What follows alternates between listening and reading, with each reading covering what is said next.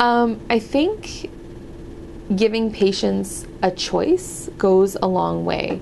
So even if it's not necessarily a yes or no choice, but in certain circumstances that's not always the case. But sometimes with children, they just need to know that they can make the decision. You don't ask them if they want toast with peanut butter.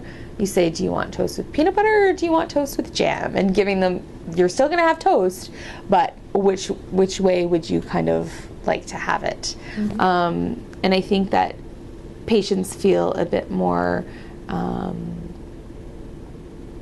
involved in their treatment if they're given those kinds of choices, especially when it comes to something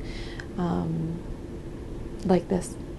I mean, I'm not sure that we're there yet, but I think that there's definitely some little strides that physicians can make with respect to providing patients with options and choices.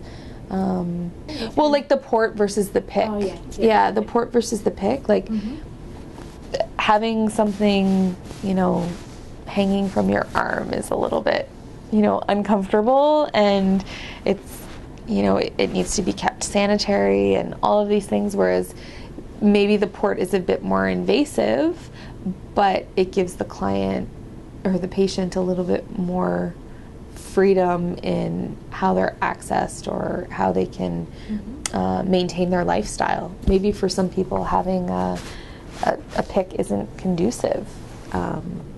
Maybe they swim and they can't get it wet, and all of those kinds of things. So I think just taking into consideration the differences in patients sometimes is, instead of having one kind of linear approach, to be able to give patients choices within options where it's possible.